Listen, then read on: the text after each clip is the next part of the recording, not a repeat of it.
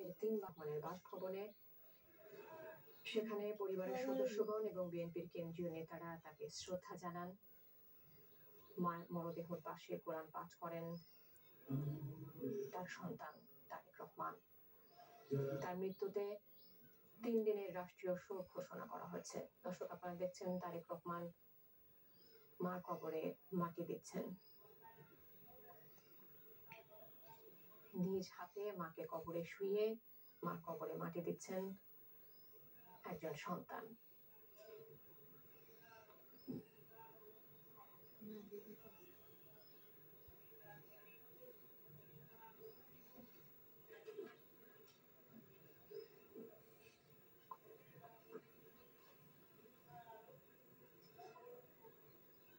বেগম জিয়ার দাফন প্রক্রিয়া চলছে। তাকে কবরে সমাহিত করা হয়েছে এবং মাটি দেবার প্রক্রিয়াটি এখনো চলছে। দর্শক, তারেক রহমান এর পরিবারের সদস্যরা আছেন, তার স্ত্রী জাইমা রহমান, জুবাইদা রহমান, তার কন্যা জাইমা রহমান, তার পরিবারের সদস্যবৃন্দ, তারা বেগম জিয়ার কবরের মাটি ছুঁয়ে দিচ্ছে।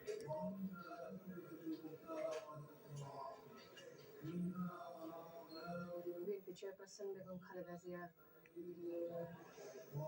দাফন প্রক্রিয়াটি চলছে। দর্শক, সেনা, নৌ এবং বিমান বাহিনী প্রধানগণ কবরে মাটি দিলেন। স্বরাষ্ট্র উপদেষ্টা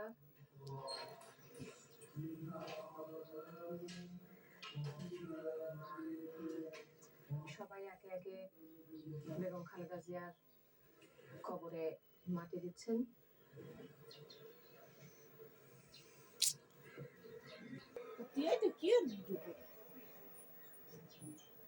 সব জল্পনা কল্পনার অবসান ঘটিয়ে গতকাল ভোর 6টায় বেগম জিয়া শেষ নিঃশ্বাস ত্যাগ করেন।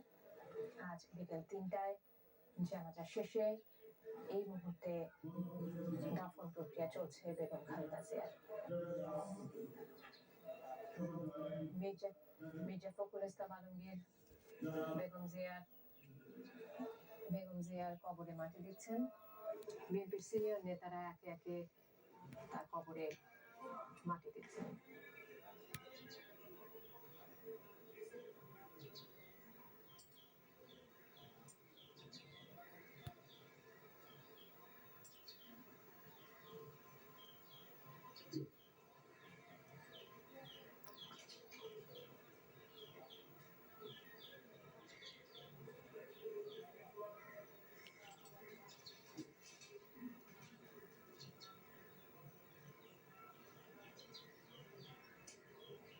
বিএনপির সিনিয়র নেতা আছেন এবং তারেক রহমান নিজে মার কবরে নেমে বেগম জিয়ার মরদেহটি কবরে নামিয়েছেন এবং কবরে মাটি দিয়েছেন। বেগম জিয়ার দাফন প্রক্রিয়া চলছে।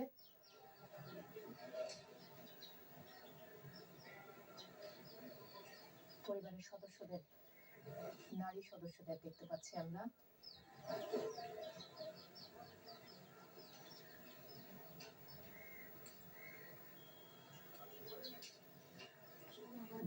সিনিয়র নেতারা একে একে মাটি দিচ্ছেন বেগম জিয়ার কবরে।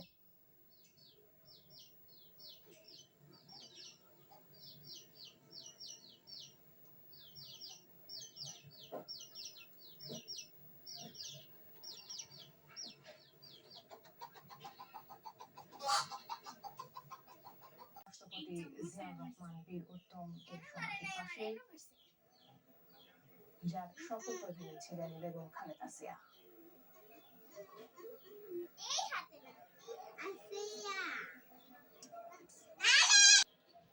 মরদেহটি কবরে নামানো হয়েছে এবং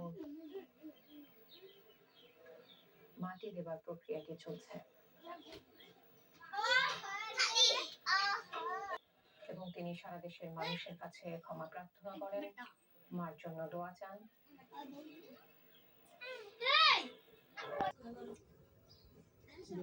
বিভিন্ন নেতাকর্মীরা অংশ নিয়েছেন দাফন প্রক্রিয়ায়। পরিবারের